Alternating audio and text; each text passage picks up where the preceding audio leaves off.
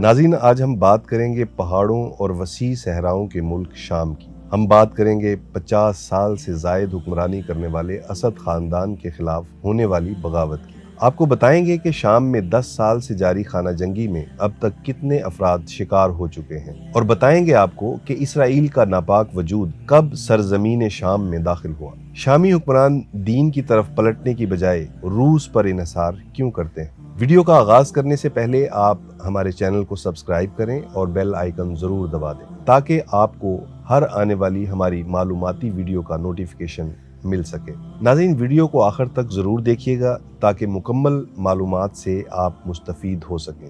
یہ 13 نومبر سن 1970 کی بات ہے جب شامی ایئر فورس کے ایک نوجوان افسر نے ساحلی پہاڑی علاقے سے پرامن فوجی بغاوت کرتے ہوئے حکومت پر کنٹرول حاصل کر لیا۔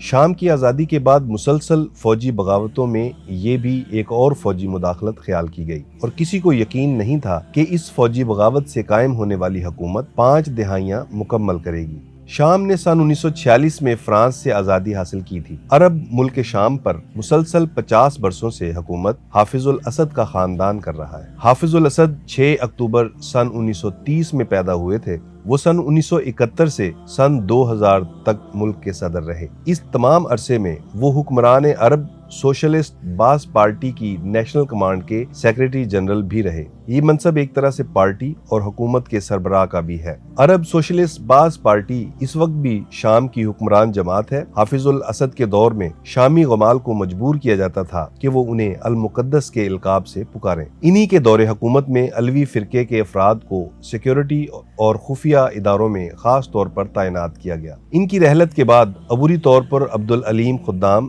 صدر ضرور بنے، لیکن جلد ہی پارٹی نے حافظ الاسد کے بیٹے بشار الاسد کو ملک کا سربراہ مقرر کر دیا۔ وہ بھی گزشتہ 20 برسوں سے حکومت سنبھالے ہوئے ہیں۔ گزشتہ تقریباً 1 دہائی کے دوران شام میں اسد خاندان کے خلاف شروع ہونے والی خانہ جنگی سے ملک کے 5 لاکھ سے زائد افراد جان کی بازی ہار چکے ہیں۔ بشار الاسد حکومت کے ہاتھ سے تقریباً سارا ملک مسلح مزاحمتی گروپوں کے ہاتھ میں چلا گیا تھا۔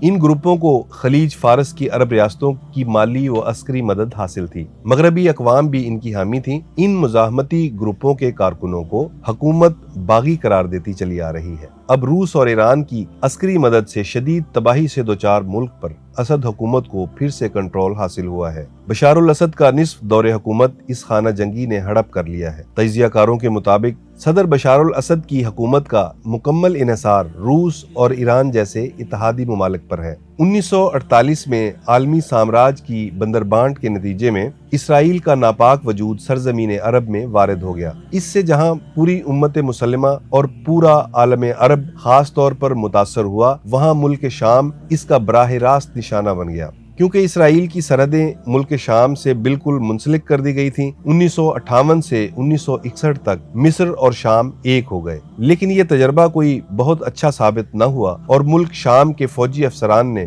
دوبارہ اپنے ملک کو آزاد ریاست بنا لیا۔ سوشلسٹ خیالات کے سیکولر فوجی افسران نے 1967 کی عرب اسرائیل جنگ میں بدترین شکست کھائی اور جگہ جگہ بری طرح ہزیمت کا شکار ہوئے، اور نتیجہ کے طور پر ملک شام اپنے قیمتی علاقے جولان کی پہاڑیوں سے ہاتھ دھو بیٹھا۔ 1973 کی جھڑپوں میں اس سیکولر فوجی عنصر نے اپنے ملک کا پہلے سے بھی زیادہ نقصان کیا، اور پھر 1982 کی جنگ میں پھر شکست کھائی۔ لیکن حیرانی ہے کہ اس بدترین تجربوں کے باوجود اپنے دین کی طرف پلٹنے کی بجائے پھر بھی روس کے پسماندہ نظریات سے ہی وابستہ رہے۔ حقیقت یہی ہے کہ مشرق اور مغرب کی بجائے صرف مکہ اور مدینہ میں ہی امت کی نجات اور فلاح پنہاں ہے۔